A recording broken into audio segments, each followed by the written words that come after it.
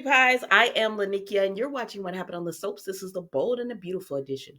All right, guys, let's get right into it. Today is Thursday, November the 16th, 2023. Man, this has been a fast week.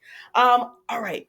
On a scale of 1 to 10, Hope telling Liam what she had to tell him, I'm going to give this one a 6.5. All right, let's go ahead and get into it. Actually, I'm going to give it a 7. Yeah, let's give it a 7. First of all, we see Steffi and Finn are together, and RJ and Luna are together. They're separate at this point, but they're both couples are talking to each other because they're going to meet up for dinner. Okay, so RJ and Luna are she's nervous about meeting Steffi, and he says, "Don't be. She's going to love you." She's gonna care about you as much as I do, and you already won everyone over here, so don't be nervous. Y'all, I was looking at Luna. I was like, I don't like what she got on, but okay. And then RJ is RJ, y'all. And so then we go over here to Steffi with Finn, and she's told Finn about her granddad, and being her some emotional support.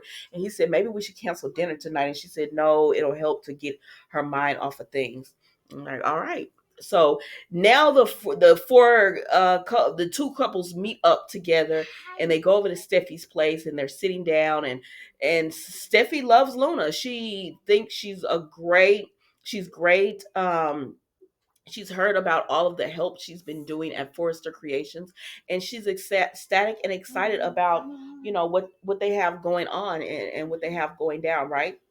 So then we see that aside from that, um Luna does bring up the fact that it was an honor working with Eric, and she's been she and RJ said she was a great support, and Luna does let Steffi know, RJ told me that you found out about your granddad, and she tells her that Eric is in a great, like, even though he's dying, he doesn't want to focus on that. He wants to focus on working and doing, continuing to build his legacy and everything. And Archie said she was great whenever granddad would get, a coughing spell, or he would start feeling bad, or get overwhelmed. She would ask him about, the golden era of Forrester Creations for him, the beginning. When it was all, you didn't know if you were going to make it or whatever, but you made it. And so it would distract Eric because he would have that to look forward to and wanting to create that feeling again. And so Steffi thanks Luna. She says, I'm appreciative of how you've taken care of my grandfather and my brother. And she said family is very important, and that's all that matters. And so Steffi and Finn, of course, that's Finn's cousin, so he loves him some Luna, and he was talking to her about, they said they were gonna cook dinner, and RJ and them like, I don't smell anything cooking. And they said, actually, we've been so busy, y'all, we did takeout. I said takeout is good with me. If Uber Eats, like, y'all, I order from Uber Eats. I'm like, oh, this little discount is cute. And then you start seeing the tip and all that. I'll be like, nah, that's all right. I just go pick it up, or I just cook. I'd rather do that. But anyways, child, that's pretty much all with them. It was a nice dinner, and they enjoyed each other. So then we go over here with Hope and Brooke. Hope said, listen, mama, I got a date. My man coming over. You gonna have to live with him. Nah, this a different kind of man. I said, well, what kind of situationship y'all got going on? So Hope wants all the benefits of, like, a man, has being able to say my man, but be like, but you're not my man. You know what I mean? She just want a situationship where the kids are away. Come on over, let's eat dinner, and then okay, let's move on. So she's over there with Brooke at her house, and she got the roses, she got Ken. I said, oh, it's romantic. And so Brooke is just like, is this why you wanted Katie to watch the kids? She said the kids gotta go. And Hope was like, well, it's been a stressful evening, and she just wants to chill out. She don't want to argue with her mama. She doesn't want to do all that. Thomas is coming. She got dinner plans or whatever, and she just wants to enjoy it. Brooke is still saying, I don't want you doing this with Thomas. And Hope is just like, it's my life. At the end of the day, I'm gonna do what I want to do. And that's pretty much all. You can't say nothing to somebody. She's grown. Move on.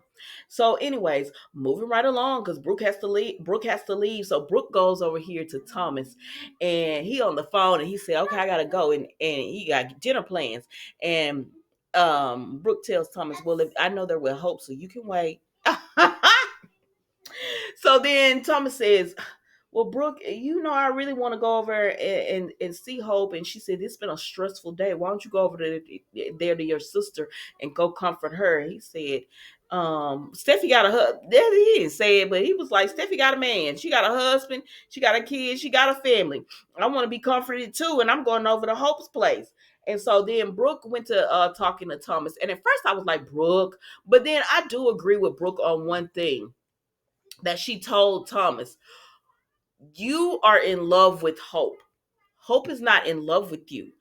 And she told Thomas, I'm concerned about you too because you're going to get your feelings hurt. You're going to get emotionally invested in this and get your feelings hurt. And she said, and at the end of the day, yes, Hope might be like, "Oh, this is beautiful what we're doing and we're doing all this," but she won't be able to let go of that part of her where you kept that secret. When you found out about Beth, you didn't tell her. That'll always be an underlining issue with this. So don't get your hopes up for and expect more from Hope than what you're getting now. And Thomas, he says they understand each other and everything, but deep down, I think Thomas really believes that Hope at some point will forgive him completely, and he'll have the family because he said, because Brooke was like, "You're a handsome man. You're around beautiful women and smart, intelligent, beautiful women all the time." And he said, but he doesn't want them. He wants one woman and one woman only. And I said, well, we're gonna see how this works out. But I do agree with Brooke on that part that Thomas, as long this can work out as long as Thomas does not um have get want more than what Hope is offering him, because she's not offering him more than come over here when the kids are gone. Hold on. But anyways, let's move on. So then we go over to Hope's place, right? Oh, when Brooke told Hope, "Do I need to get you some lingerie?" I said, "What?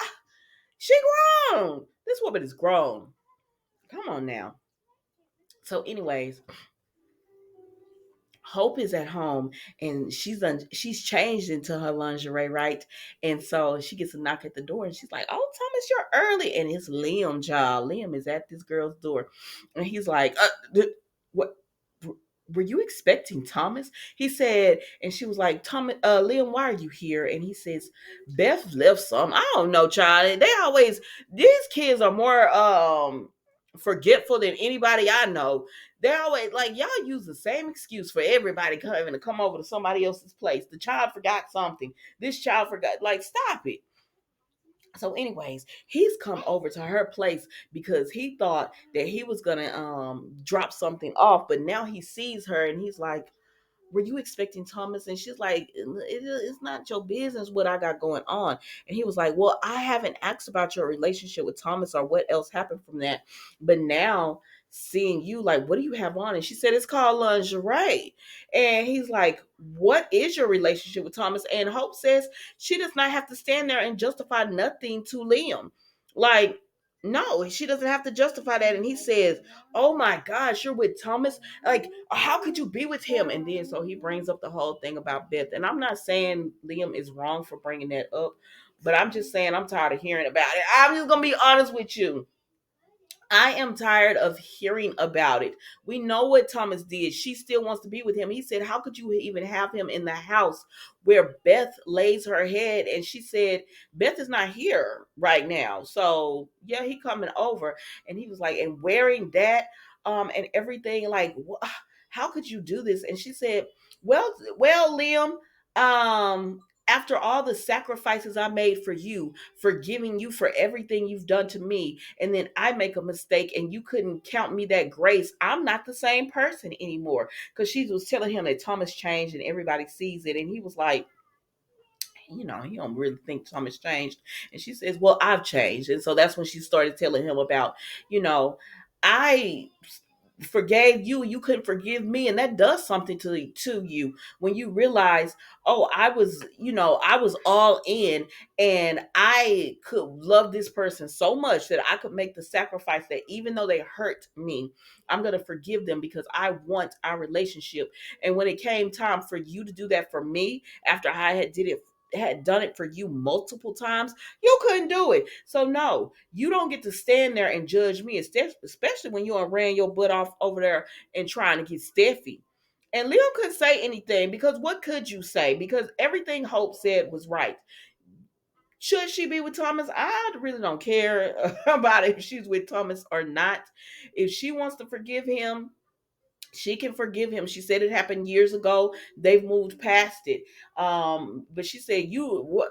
This what killed me, y'all. This is what took me out when Liam said." If you want to move on, I mean, I guess move on. I said, well, you wait, she got to get permission, like the way he said it. And then, but he was like, but don't move on to Thomas. And she had to let him know, you don't get to tell me I can move. One, you don't get to tell me I can move on if I want to. Two, you don't get to tell me who I can move on with. And I said, I know that's right, Hope. And you know, Hope is not my favorite person, but I'm with you. I know that's right. Like, you don't get to tell her, yeah, you could, well, if you got to move on, you can move on, but just not with Thomas. No, sir, you don't get to dictate who she moves on to. Whew, I swear. Now, at first I said, this episode is about a 5. But when I saw that, I said, oh, we're going to boost it up a little bit. Because Hope was giving, putting Liam in the place that he needs to be placed in. Because you're not going to come over to this girl's house, barge in when you clearly see she got candles and roses and a dinner ready for her situationship to come over to eat, and you're interrupting. She needs to go and freshen up and stuff so her man could come over here or whatever. Like, go to the house. You didn't care nothing about who she was with before, don't care now. As soon as you could get with it, didn't you just say the other day? Did you not just say the other day that Steffi has always been the woman for you? So that means even when you were with Hope, you still were pining after Steffi. Hope, move on. Don't let Liam ruin your night with Thomas. Yeah, I don't even want you with Thomas. Well, quiet is kept. I really don't care, but that's all I got for y'all. Don't forget to like, comment, and subscribe to the channel. And I will see you tomorrow for the final episode of the week of What Happened on the Soaps, the Bold and the Beautiful edition. Thank you for watching. Goodbye.